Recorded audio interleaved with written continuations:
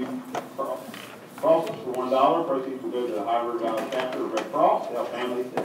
For today, we will factor by grouping. Before we start today's lesson, we need a small lesson on progress book and how to read grades in progress book. First, if you see this above an assignment, that means it's a homework assignment and it's out of 50 points. 50 points. So if you don't do it, if you're not here, or whatever the reason is, you don't get 50 points until you do the homework, irregardless of the reason why it's out.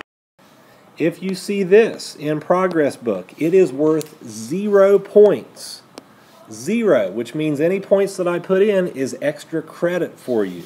So if you get 7 out of 10 right on your homework, you have 7 extra credit points. It doesn't hurt you if you miss it.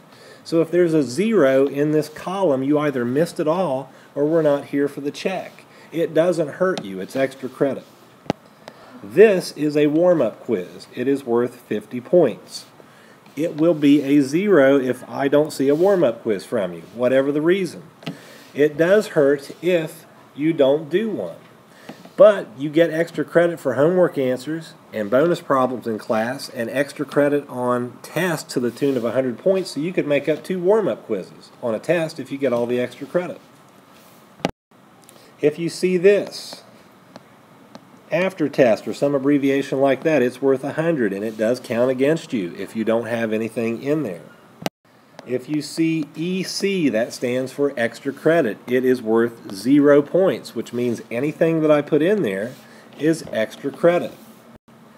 If you see Lotto, that is the lottery, plus anything else that you had on the warm-up quiz that was bonus, it is worth 0 points. If I put anything in there, like the sum of answers on the warm-up quiz and the lottery number, you get 20 extra credit points. It doesn't hurt you if it's a 0.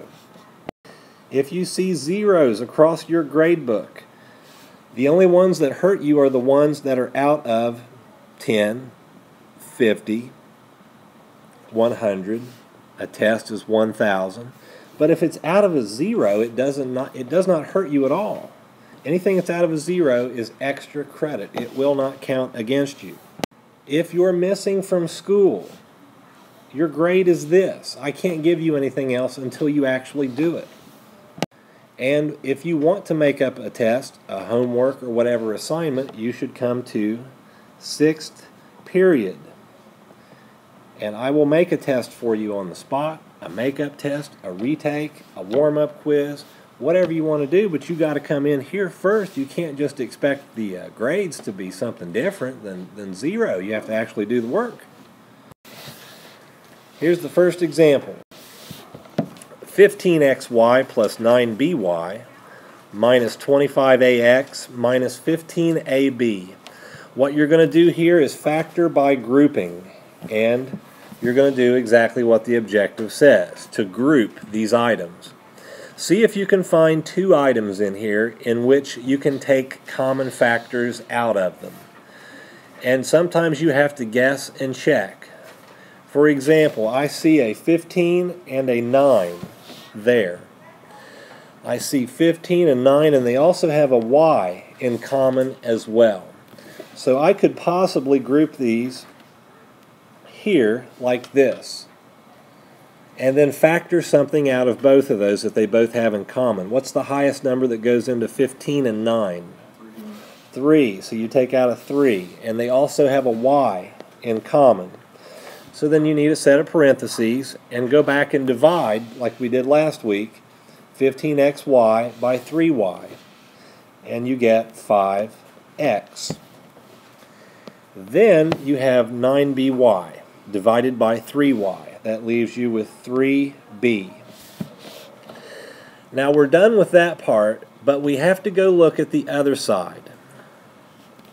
And when you look at the other side, anytime you have a minus sign in the middle there, a minus sign directly following a factorization you've just done, you need to keep that minus sign there and then go inside of the parentheses here and change the sign of everything else. So this becomes positive 25ax and then plus 15ab. That's very important. If you don't remember that, you'll miss all of these problems.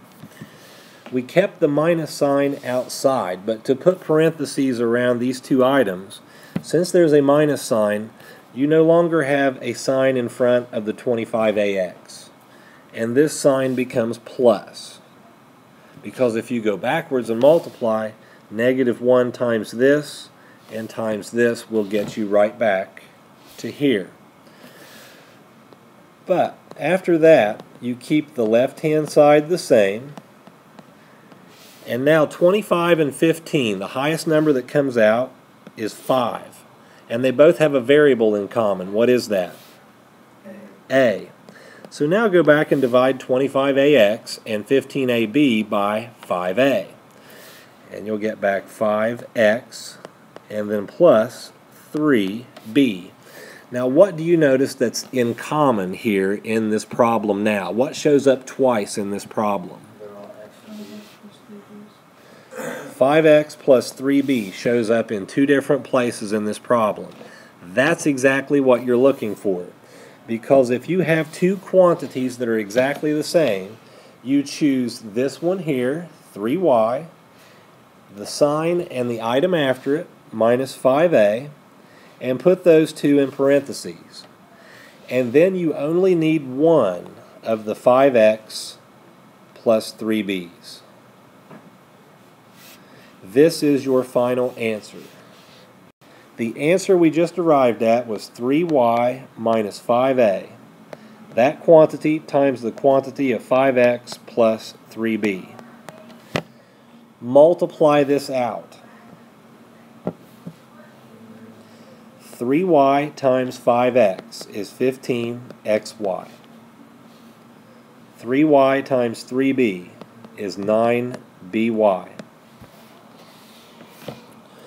And then negative 5a times 5x is minus 25ax. And minus 5a times 3b is minus 15ab. Here is another example. 5ab minus 9ax plus 30b minus 54x. We have to find things that are in common among these terms. Look at the beginning. 5 and 9. Can we do anything with that? Well, they both have an A. They both have an A, so it might be possible. But let's try something else first. What about 5AB and 30B? Do they have more in common? Yeah, so group those together by rewriting it as 5AB plus 30B.